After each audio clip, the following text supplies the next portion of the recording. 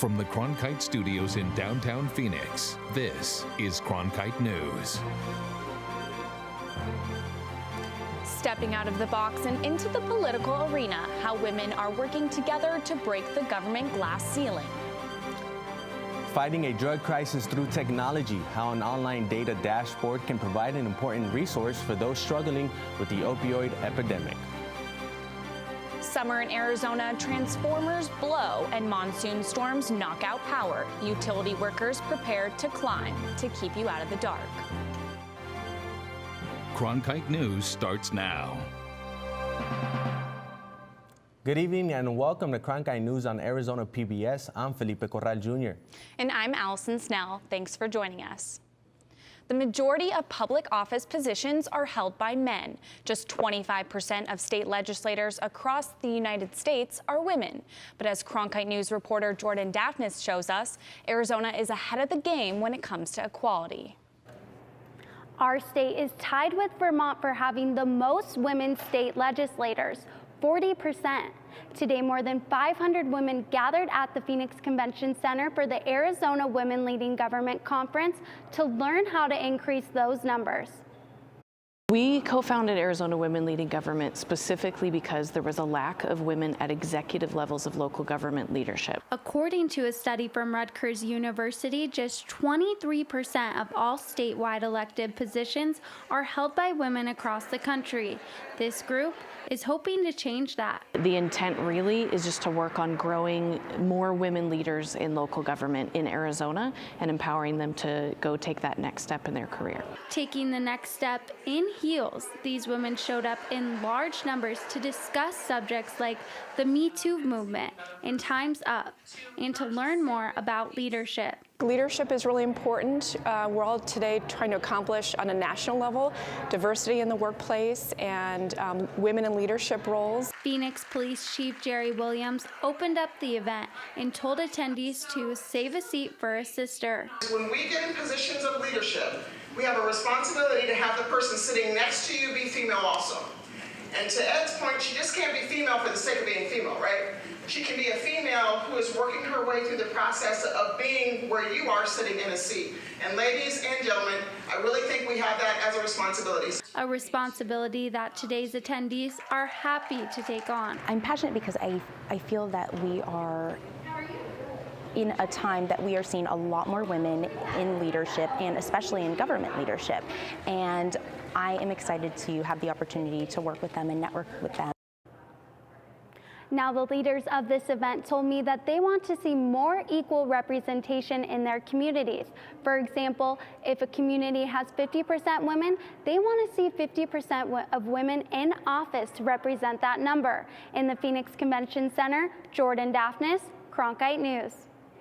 Hundreds of deaths, thousands of overdoses, millions of pills. The numbers surrounding the state's opioid epidemic can be mind-numbing. But one company thinks it's found a way to take those numbers and more and use them in the fight against the epidemic. Danny Coble has a story from our Washington bureau. It's 2018 and we're still talking about the opioid epidemic, but some companies want to use a different approach to combat the issue.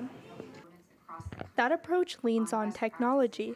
At a Capitol Hill demonstration today, SAP Software Solutions demonstrated how data gathered from multiple government reports can be presented in one easily accessible dashboard that shows just how big the opioid epidemic is.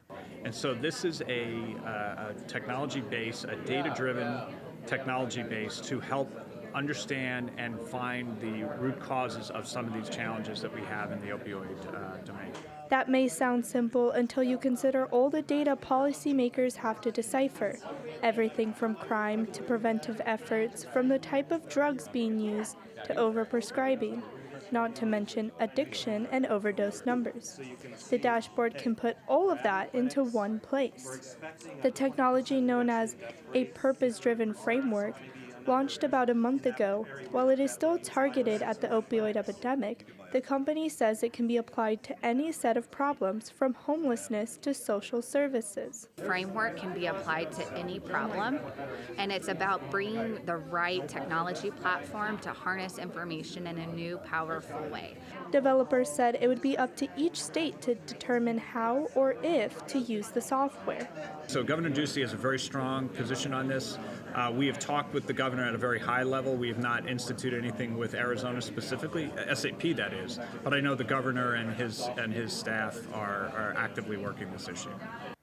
Governor Ducey in January laid out a multi-point plan to address opioids, an epidemic that has led more than 1,300 deaths and more than 8,200 suspected overdoses since last June, according to the state health department.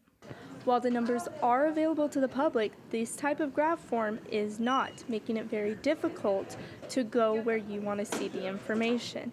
These graphs will make it simpler, which is why the company wants Congress to start investing in this type of technology. Reporting from Capitol Hill in Washington, Danny Coble, Cronkite News. Cronkite News is dedicated to covering the opioid crisis in Arizona and nationwide. You can watch our documentary, Hooked RX, From Prescription to Addiction, and find resources for getting help online at hookedrx.org. Catholic bishops are criticizing the Trump administration's recent immigration policies. At the U.S. Conference of Catholic Bishops, several religious leaders attacked new asylum rules as, quote, immoral. Tucson Bishop Edward Weisenberger spoke about families which are separated at the border. He suggested penalties for any Catholics who take part in the policy. Those penalties could range from withholding the sacrament of communion to excommunication. Immigration policies took center stage this morning at the National Hispanic Prayer Breakfast in Washington, D.C. President Trump did not attend. Vice President Mike Pence was the keynote speaker. Several lawmakers from both sides spoke about immigration. I understand that yesterday many of you visited Capitol Hill to talk about these policies, and we respect and appreciate your voice and your engagement. I've always believed that immigration is an area where America should find common bipartisan ground. After all, immigration is the whole history of America. House Speaker Paul Ryan also spoke at the breakfast. He says there are a couple immigration bills that should be voted on next week. A Valley soldier was recently killed while fighting against terrorism. He was just 26 years old. Cronkite News reporter Emily Richardson spoke with the young man's family. Staff Sergeant Alexander Conrad was a Chandler native and died in Somalia last week. And while they have not shared any details because the event is still under investigation, today his brother remembered him. The main message I would like to talk about today is my brother. He loved his family, he loved his friends, he loved the country, he loved the Army, and he was a hero. Staff Sergeant Alexander Conrad's brother, Jacob Conrad, addressed the public today with memories of his brother, talking about their shared interests and competitiveness. Whatever he did, I had to do, and I had to beat him at it. That was the main thing. According to Jacob, Alex loved the work he was doing in the Army, and he was deployed 2 times before being sent to Somalia. I got pictures of him petting a camel. I know they like the birds. They wanted to get a toucan to land on him, and we sent him Fruit Loops to try and see if we could lure one in. But last I heard, never did it. Jacob says their family has been receiving messages telling them things about Alex that they didn't even know. They were saying he was the funny guy in class, and he always did things to play jokes on his unit. He said that when he was in the office one time, he put a clear piece of tape across the doorway, and one of his coworkers walked right into it. And he'd just stand there and laugh. Earlier today, Arizona Representative Andy Biggs honored Staff Sergeant Alexander Conrad on the House floor. Jacob Conrad says that his brother would want to be remembered as a hero. And while they appreciate the gifts the community has given them, they would prefer that people donate to the Pat Tillman Foundation. In the Broadcast Center, Emily Richardson, Cronkite News. The Human Rights Campaign recently surveyed over 12,000 LGBTQ teens. The survey found that too many are bullied, rejected at home, and feel hopeless. Cronkite News reporter Amanda Mason spoke with the family that shows these kids need support and compassion. My name is Juno Byer. I'm 18 years old and my pronouns are they and them. Juno Byer came out freshman year of high school and identifies as non-binary, which means Juno doesn't identify with either gender. Juno still faces challenges and was not surprised by the survey statistics that show 24% of LGBTQ youth can definitely be themselves as an LGBTQ person at home. I've seen it with my own eyes. I've seen, the percentage of homeless youth. I've seen the percentage of kids who go through there every day at school hearing, slurs thrown at them. I've seen every percentage of kid that doesn't have supportive parents or that gets kicked out. Every number on that sheet is a kid that I know that's been through that. The survey also revealed that 70% of LGBTQ youth have been bullied at school because of their sexual orientation, and some report problems at home as well. We have a few people who, close friends of mine who actually came out to their parents and were kicked out, who my mom and my dad took in and now have lived with us for about a year. I mean, we probably have contact with 20 to 30 LGBTQ kids on a regular basis that are friends of Juno's and kids we know. And they struggle with those things. Juno's struggled with those things, names and pronouns at school, non-gender bathrooms, I mean, it's really prevalent and it's sad. Parents play a big role in positive outcomes of youth. The survey reported only 25% of LGBTQ youth have families who show support for them by getting involved in the larger LGBTQ and ally community. One of those community allies is 1 in 10. Sebastian Henderson says the organization's community room brings them peace. I went through a phase where I was really suicidal, like really suicidal. And partly it was because people didn't understand me and I didn't understand them. And I couldn't be myself around them, So when I come here, they, like I said, they understand me, so I can let go. In Phoenix, Amanda Mason, Cronkite News. 3 out of 4 teenagers surveyed report recently feeling depressed. If you or someone you know is struggling, check out our website for resources at cronkitenews.azpbs.org. Ahead on Cronkite News, the heat affects us all in the summer. That includes the animals at the zoo.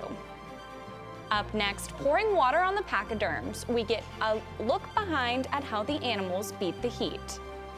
And later we go live in Los Angeles to take a look at one event that brings gaming fans together from around the globe. I'm Judy Woodruff, anchor and managing editor of the PBS NewsHour. The journalists of tomorrow face a fast-changing media landscape, but quality news remains vitally important to our communities, our country, and our world.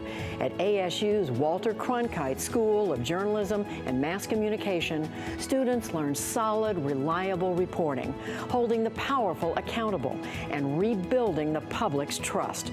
The Cronkite School and Arizona PBS, preparing the next generation for a stronger future of journalism. As journalists at Cronkite News, we report on stories that matter to you by focusing on the local impact. We dig deeper and work tirelessly to keep you informed. Live in Wickerburg. Live in Los Angeles. In Cleveland. In Washington. In Louisville. From Jerusalem. Live in Philadelphia. From around the world to right here in Phoenix. At Cronkite News, we report the facts and stick to the truth.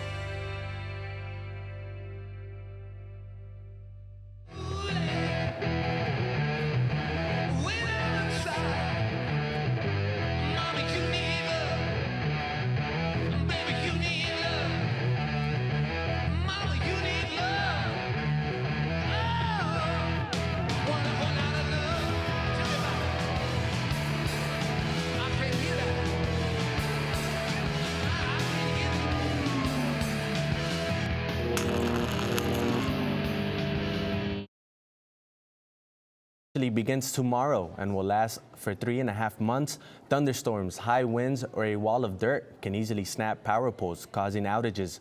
Cronkite News reporter Nicole Hernandez received a hands-on lesson about what it takes to get the power back up. APS says summer is their busiest season because of high power usage and destructive weather conditions, but they have a team of about 150 linemen ready 24/7 to keep power flowing in Phoenix. As reliable as our system is, things do happen, and that's what we're there to fix it. Things like high winds, lightning, and even loose umbrellas can disrupt the power. So APS spends months preparing for monsoon season. We go through preparing how we can do things better, how we can better notify the public, gearing up for material-wise for storms that knock down poles, wires. But they say there are some things you can do to help protect the power lines. Securing your umbrellas. We've actually had quite a few of those blow up into our lines and cause outages. And on the safety side, if you ever do come across lines that are down from a monsoon, you want to make sure that you stay away from them. Call 911, call us, we'll come out and make sure that it's safe. Now, linemen make this look easy. They do it every day, but there are no rungs on the pole to help them climb, so they have these harnesses to keep them safe. One thing to remember is when we do have these outages, that our guys are working incredibly long hours in really hot conditions. Last summer, there were 38,000 crew calls, and 207 poles had to be replaced. When we're talking about monsoons, it doesn't matter if it's brand new equipment or old equipment. I'm going to tell you what, if they're going to knock a line down, they're going to knock a line down. APS wants to remind residents to be prepared for any outages by always having emergency food and water available. In Phoenix, Nicole Hernandez, Cronkite News. The Arizona heat is always a summer burden for humans. But what about the animals at the zoo? Coming up on Cronkite News, the steps taken each day to ensure animals at the zoo survive the summer heat. The high for today is 108, but stay tuned because we do see some relief this weekend. This is my last broadcast as the anchor man of the CBS Evening News, and that's the way it is. Carrying on the baton of those who came before us, our superb team of journalists, writers, reporters, editors, producers work each and every week to tell the stories critical to you. For Arizona news that matters, tune into Cronkite News weeknights at 5 on Arizona PBS. I'm Matt Berry, ESPN Sports Center anchor and graduate of ASU's Walter Cronkite School of Journalism and Mass Communication. With its bachelor's and master's degrees in sports journalism, the Cronkite School is preparing the next generation of sports journalists to tell stories that matter, stories that excite, inspire, and inform. Cronkite immerses students in covering sports at all levels in one of the country's top sports markets. It's this hands-on experience under the guidance of award-winning sports media veterans that shape the top journalists of tomorrow. By the year 2050, there will be more plastic in the ocean than fish. Before Professor Halden, I had an insane amount of passion, but I almost felt helpless because I didn't know how to use it. Professor Halden gave me a chance to make a difference. Being at a place like ASU allows you to take these big leaps. Ultimately, the biggest problems in the world cannot be solved alone. The Navajo Nation is tightening up fire restrictions across the reservation. Tribal officials are planning a ceremony for next week to make offerings for rain. There are currently stage 2 restrictions across Arizona, Utah, and New Mexico's Navajo land. These restrictions mean that any kind of fire, including a charcoal or campfire, is prohibited. Smoking is banned, and ceremonial fires need a permit. Anyone branding livestock must make sure the area is clear of anything flammable. With rising temperatures, everyone needs a way to stay out of the heat, even the animals at the Phoenix Zoo. Today, I saw how the zookeepers keep everyone cool.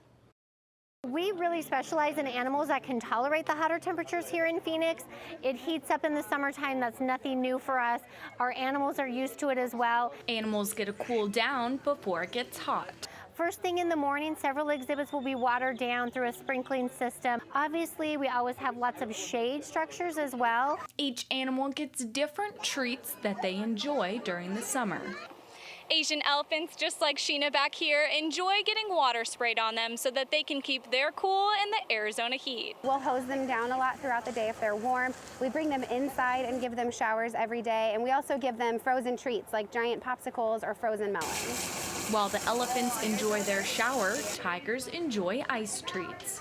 From elephants and tortoises to monkeys and orangutans, everyone is included. It's awesome to give them things like ice treats and stuff in the dead of summer because it's a reward just like it is a kid getting a popsicle in summer. It's awesome, it's refreshing, it's sweet, and it's something that's always wonderful for them to get. Probably made out of a bunch of different flavors of Gatorade. So the one that Michael is currently mowing down on looks like it is a little bit of lemon in the center, probably like a lemon Gatorade, a fruit punch on the end, and then grape on the other side. The Phoenix Zoo encourages people to visit before the hottest parts of the day. It's our slow season. We adjust our hours. We're only open from 7 a.m. to 2 p.m. We want our guests as well as our animals to be comfortable. With the excessive heat warning over, what can we expect next? Hannah DeRuiter is in our weather center with a look at the forecast for the next week. It is currently partly cloudy and 107 degrees here in Phoenix. Now take a look at our temperatures statewide. Right now up north it is 76 in the Grand Canyon and Lake Havasu City 108. Down in Tucson we are hitting 104. Take a look at the highs for the southwest region of the day. Up in Denver, they hit 95 degrees. Down in El Paso, Texas, they hit 98 degrees.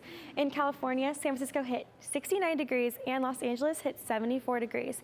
In Arizona, we had a high of 108 here in Phoenix, which did beat out the rest of the Southwest for the hottest temperature of the day.